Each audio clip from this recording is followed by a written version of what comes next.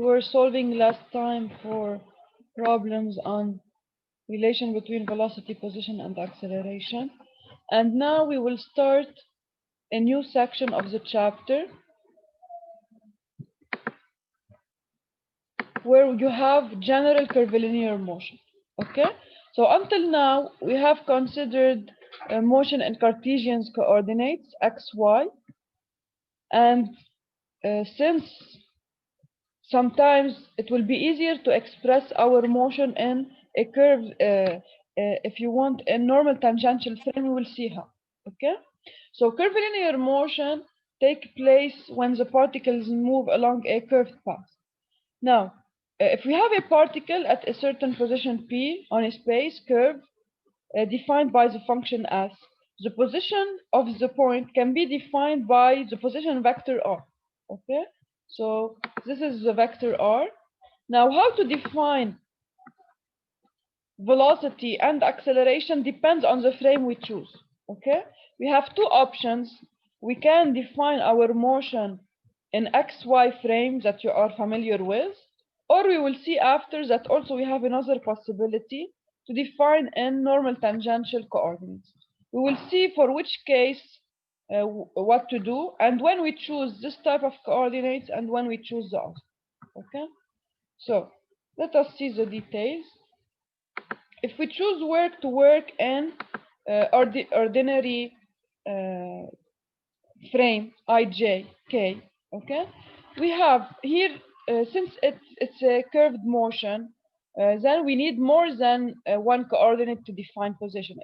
It's not like rectilinear motion. We need only one coordinate. So here we define the velocity as the variation of the position vector with respect to time, and also we have average velocity and instantaneous velocity.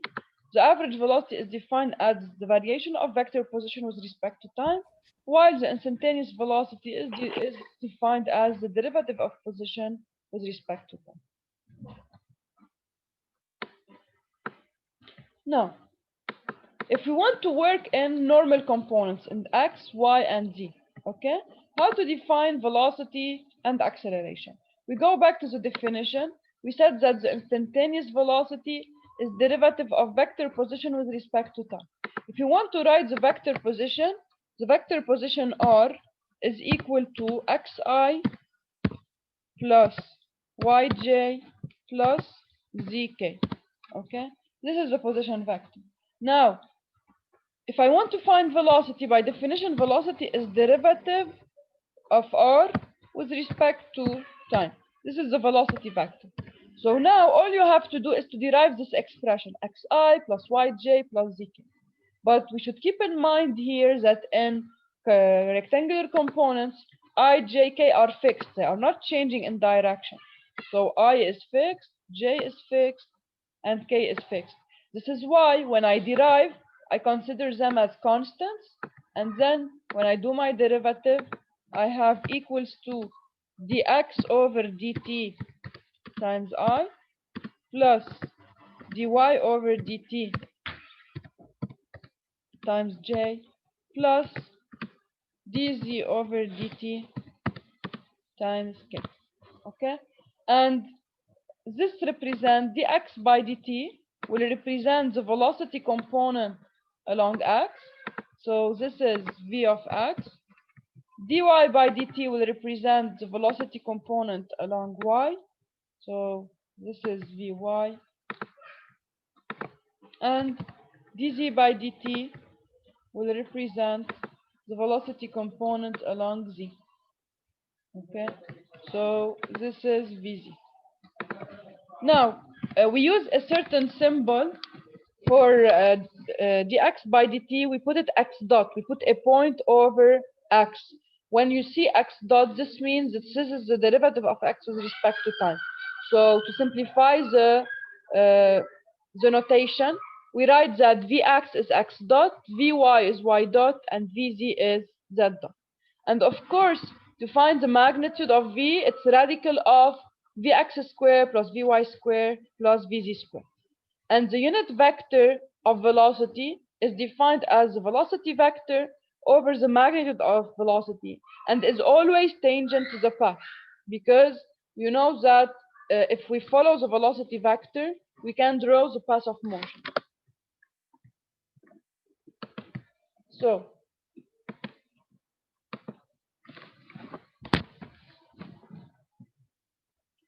now let us continue.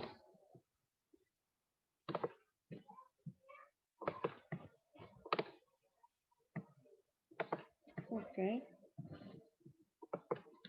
Now for acceleration, we do the same procedure. Okay. We know that acceleration is dv by dt. So we have a is equal to axi plus ayj plus azk.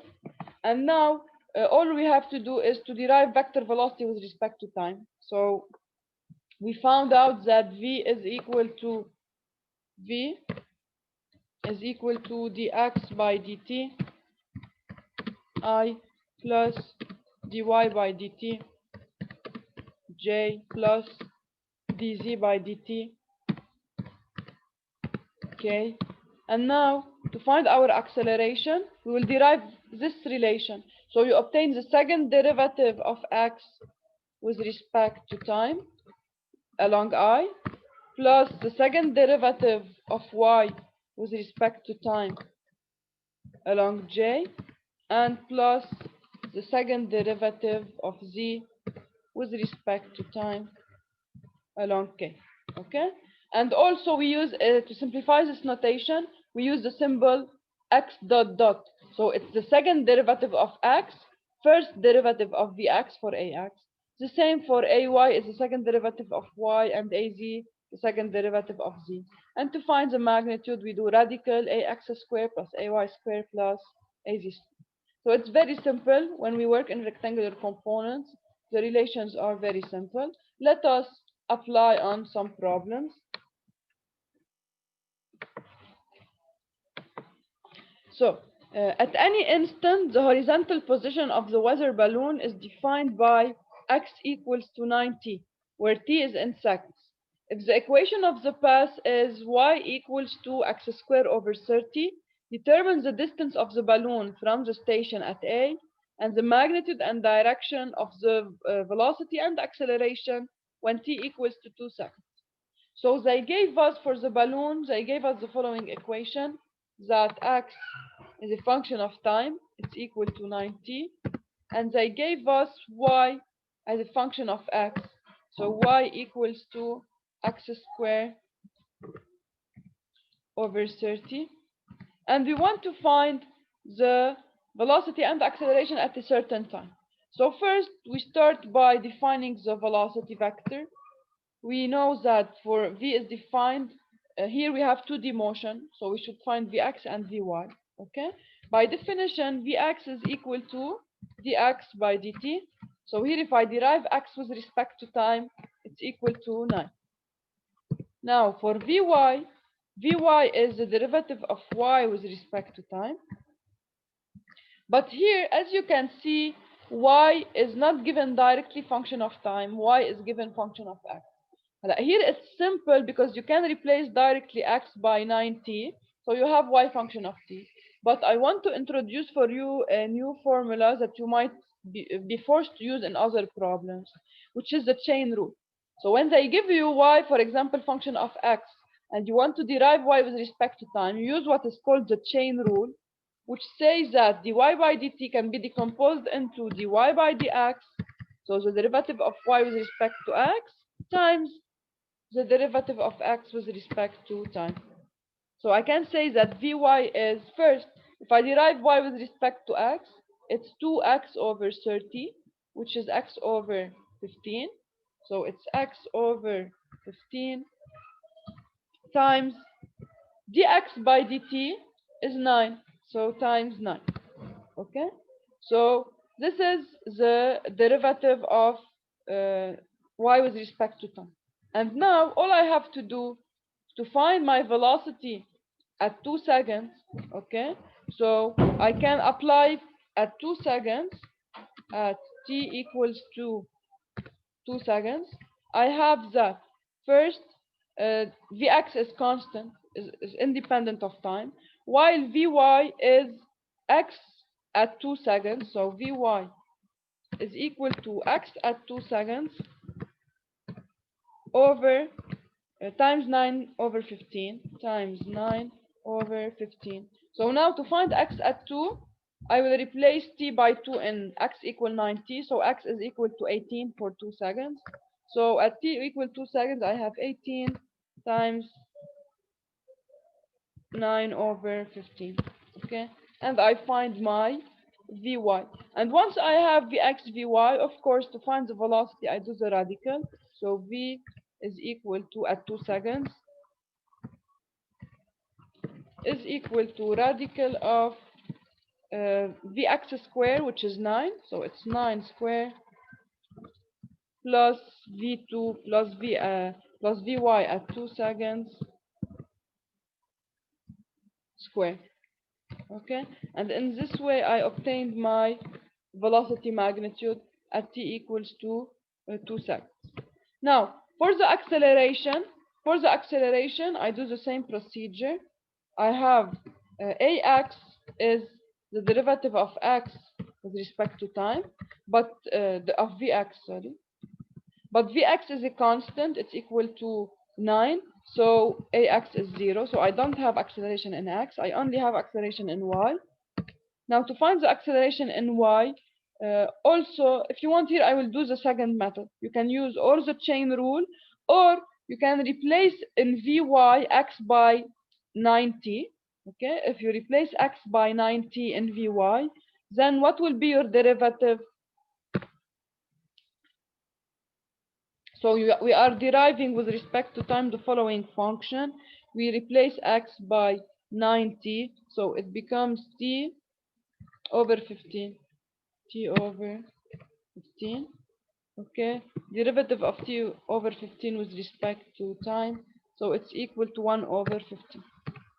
Okay, and in this way we found the expression of our acceleration. Okay,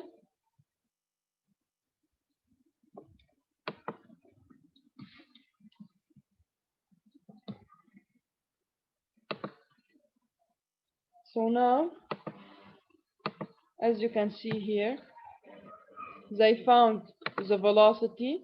Okay, and after this, once you find the components, you can find also not on here they just ask for the magnitude, but if they ask for the direction, all you have to do is to do tangent minus 1 Vy over Vx. So you determine your quadrant. We have positive Vx, positive Vy, so our velocity is in the first quadrant, so you represent it. And now to find the angle, you can define the angle with the horizontal direction. This angle is equal to tangent minus 1 of Vy over Vx. Okay, and now uh, for Ax and Ay, okay, all we have to do is to derive as we did and replace back into the equation. Okay, so let us continue.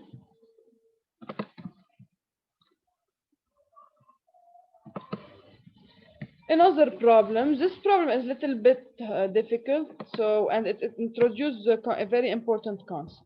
So, for a short time, the path of the plane in the figure is described by y equals to 0.001 x squared. If the plane is rising with a constant velocity of 10 meters per second, determine the magnitudes of the velocity and acceleration of the plane when y is equal to 100 meters. So here we have that y is equal to 0.001 x squared. It's expressed in function of x. And they said that the plane is rising with a constant velocity. This means that the velocity in y direction is constant, equal to 10. It's 10 equal to a constant. Now, determine the magnitude of the velocity and acceleration of the plane when it is at y equals to 100 meters. Okay? Now, here we are forced to use the chain rule. We will see why. Okay? First, to define velocity, v is equal to velocity vector is equal to vxi plus vyj. Okay.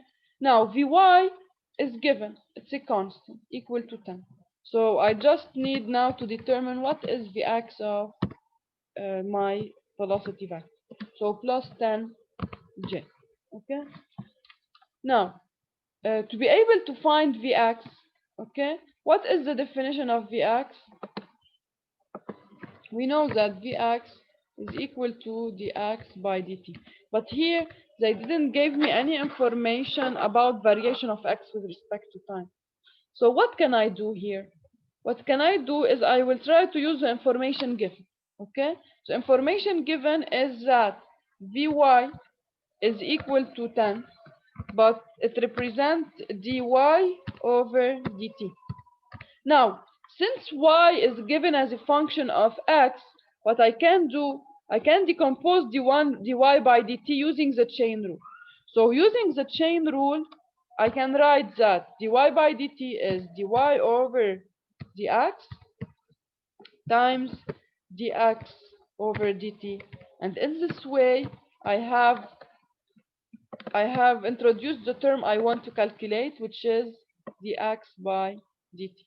Okay, so now y is given function of x, so I can determine dy by dx. So now I can write that 10 is equal to dy by dx is 2 times 0.001, so it's 0.002 times x times dx by dt is simply vx. So what can I deduce? So vx is equal to 10 over 0.002x. Okay, 0.002x. Okay, so now I found the velocity at vx function of x, and now to find my velocity magnitude, all I have to do is to replace.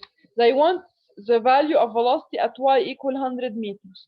So first, the first step I do, for y equal 100, I replace here y by 100. I can get the value of x. And once I get the value of x, I replace back into the velocity vx relation. I get vx. Okay?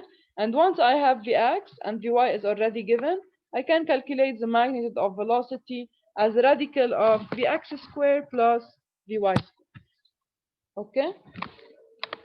Any question on the first step? Now, the next step is to find acceleration. Okay? So, keep in mind that acceleration, so also for acceleration, A is defined as AXI plus AYJ. Now, since Vy is a constant, so AY is 0, so the acceleration will be only along X. So I have only AXI. Okay? Now, how to find AX? AX by definition is the derivative of Vx with respect to time.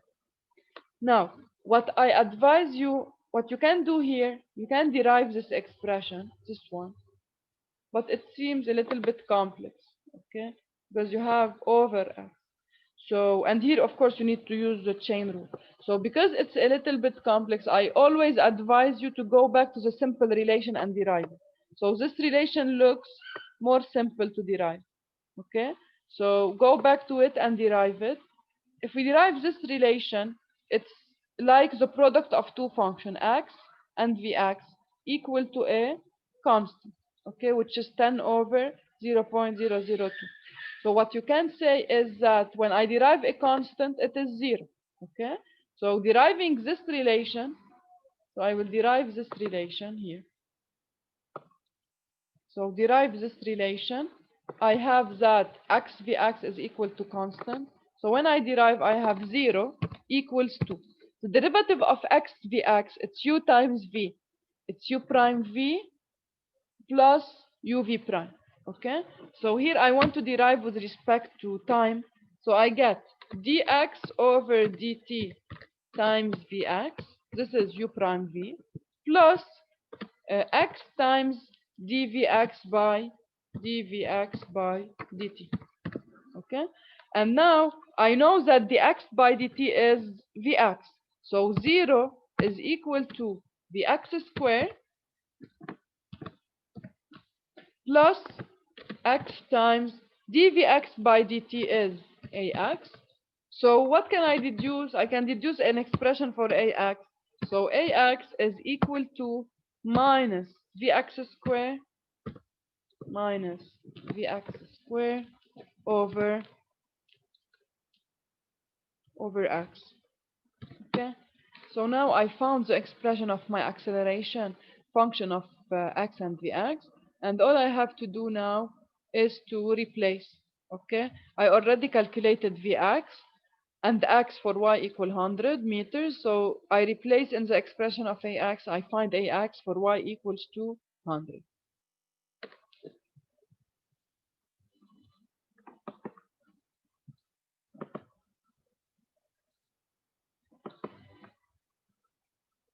Any question on this problem? Okay. Now we will start a section that you are familiar with from school. It's motion of projectile motion. In which case we say that we have projectile motion?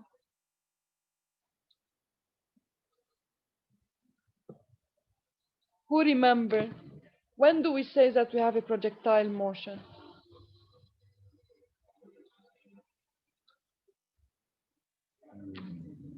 Free fall. Free fall, very good. What do we mean by free fall? So the particle is moving only under the effect of its weight. Okay, we neglect any air resistance, so if we don't have any other important forces acting on it, we can consider that it's moving only under the effect of its weight. Therefore we can apply on it projectile motion, and because it's moving only under the effect of its weight, if you apply the weight is vertical downward, you know, so the weight of a particle is always vertical downward. So let's say this is w.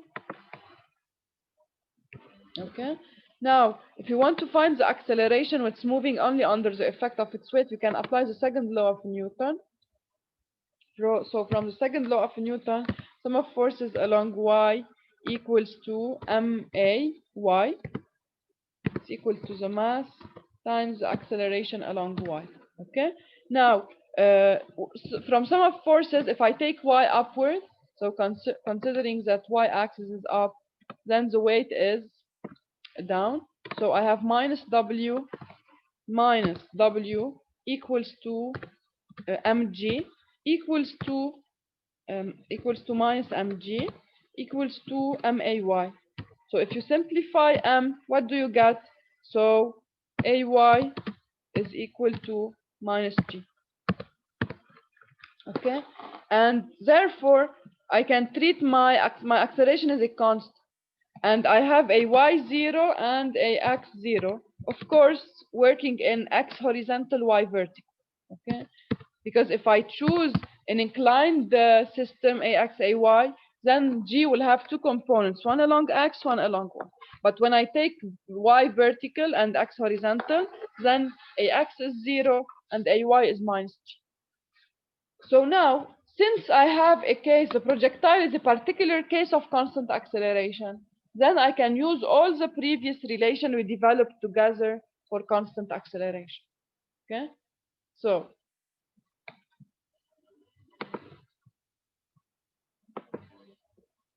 first, I will apply the previous relation we have developed together along x. Since ax is 0, if I apply v equal v0 plus a constant times t, a along x is 0, so it will cancel out, and I get that vx is equal to v0x. So vx is a constant, it's not varying. Okay. Now, if I apply for the equation for position, I have x equal x0 plus v0 xt. So of course here v0 along x. Okay. Plus have at squared, and a along x is 0, so this term will cancel out. So I get that x is equal to x0 plus v0x times t. And if I apply the relation that is independent of time, v square final equals v square initial plus 2a delta s or delta x, since a is 0 along x. So I will go back to the same result of the first equation, that vx is a constant. So if you want for the motion along x, the only interesting equation is this one. So vx is constant and x is varying in a linear way with respect to time. Now, concerning vertical motion, so for vertical motion, I will apply the relation in y. And in y, my acceleration is equal to minus g. So all I have to do is to replace ay. So here you have vy. So vy is equal to v0y plus the constant acceleration along y times t. Now I replace, I have ay is minus g, so I get the first relation for velocity is vy equal v0y minus gt. Now for position y, the equation is y0 plus v0yt plus half at squared. Also, I replace a by minus g, so I get the projectile relation in y direction, y0 plus v0yt minus half gt squared.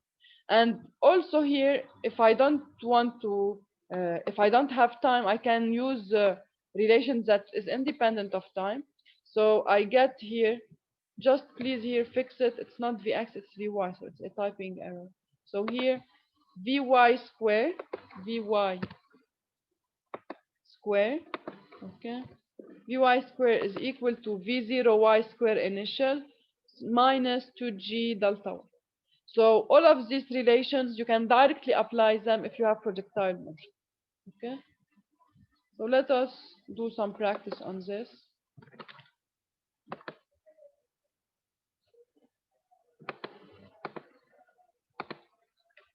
A sack slides off the ramp with a horizontal velocity of 12 meters per second. If the height of the ramp is 6 meters from the floor, determine the time needed for the sack to strike the floor and the range where the sacks begin to pile up. Okay, so here, what is given, we have the initial velocity, we have a horizontal velocity, v0 equal to 12 meter per second. So we can say that v0 from this given, we can determine v0y and v0x. We have that v0y is 0 and v0x is equal to 12. So v0x is 12, v0y 0. Now, we know the initial elevation. The initial elevation is 6 meters from the floor.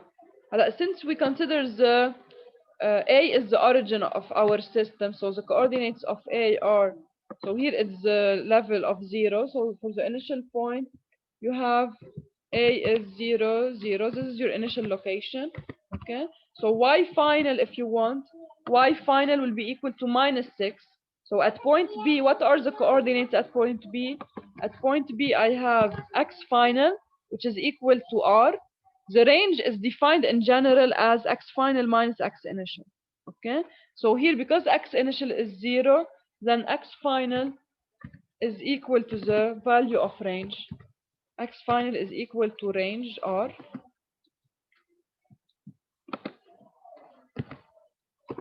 Okay.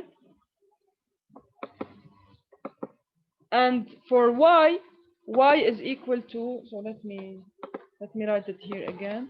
So I have the coordinates of B are R and minus 6, because I am below the x-axis, okay? Now, how to find the time needed to reach the final position? What do you think? Which equation we should use?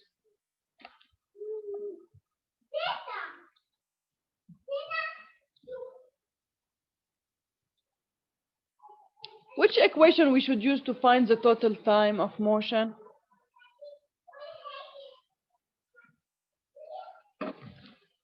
Look, whenever you want to find the time, you should look at what is the information you know. In x direction you don't know the total distance, but you know it in y, because you know the total variation of y. So it will be good to use the y equation. The y equation is given by y equals to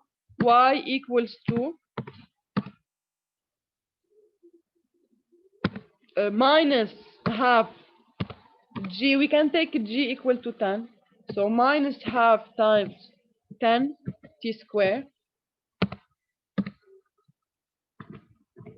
plus v0y. v0y is 0, so plus 0t if you want, so plus 0 times t plus y0, and y0 also is equal to 0. Okay, so my relation for y is simply y equals to minus 5 t square. Okay, and I know that y final, so if I apply my equation for y final, I have that y final is equal to minus 6, which will correspond to t final, so it's equal to minus 5 t final square. Okay, and now I can simply say that t final, so t final is equal to radical of 6 over 5. Radical of 6 over 5. Okay,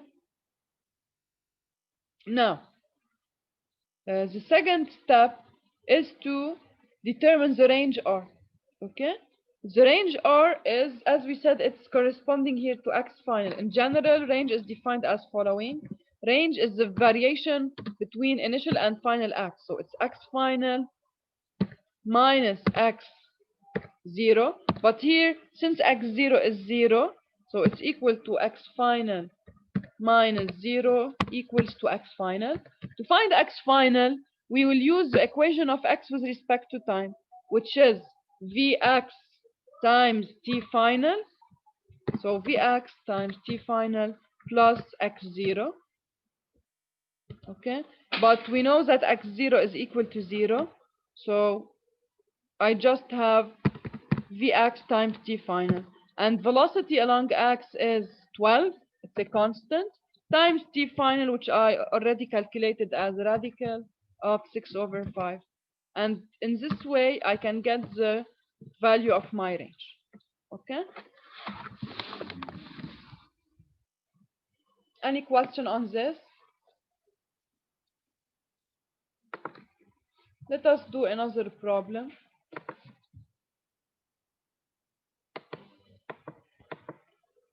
The shipping machine is designed to eject wood at V0 equal to 7.5 meters per second. If the tube is inclined at 30 degrees from the horizontal, determine how high the chips strike the pile if they land on the pile 6 meters from the tube. So here, we have now an inclined velocity, initial velocity. When you have an inclined initial velocity, you will divide it into two components, one along x, one along y. So this is the x component, and this is the y component. So we can write here that v0x, so v0x is equal to 7.5 times cosine 30.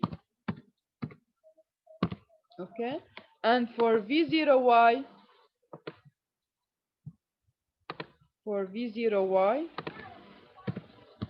it is equal to 7.5 sine 30.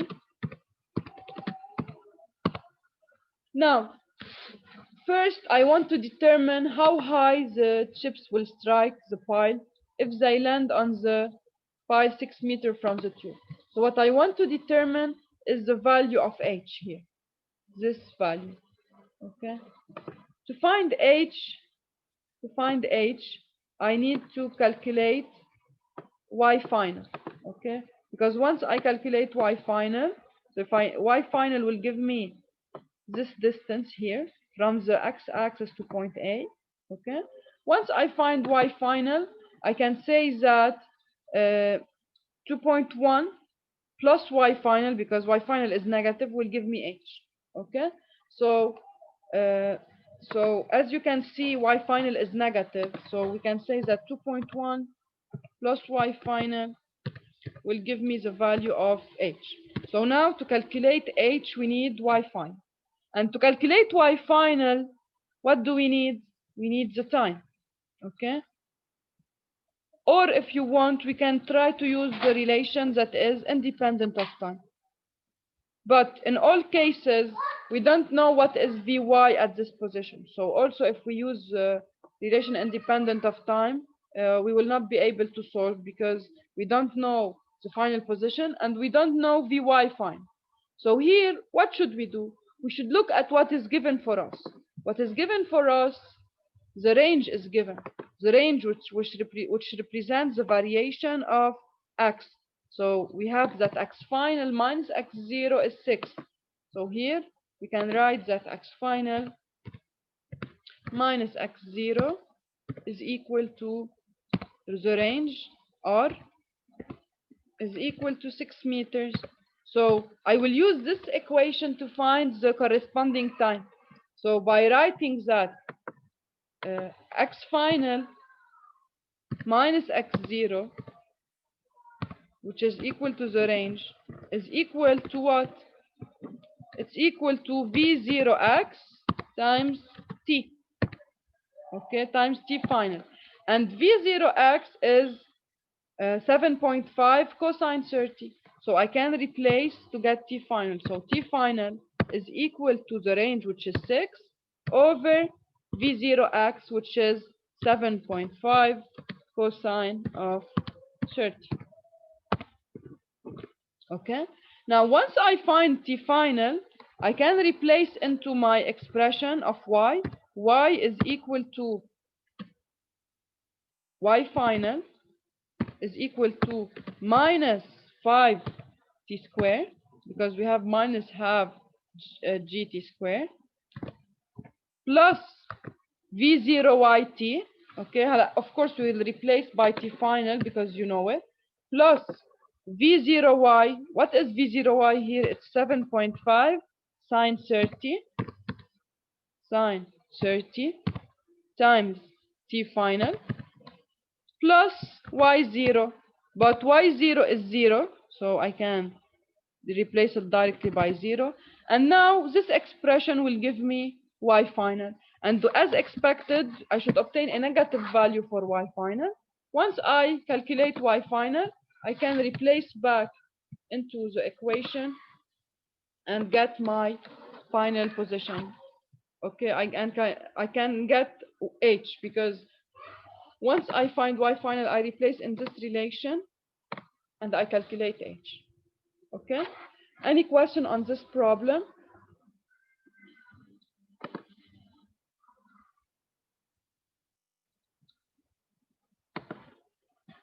Okay, so now I will open a new session to continue because this one will end in less than 1 minute. Okay, so I will open a new session.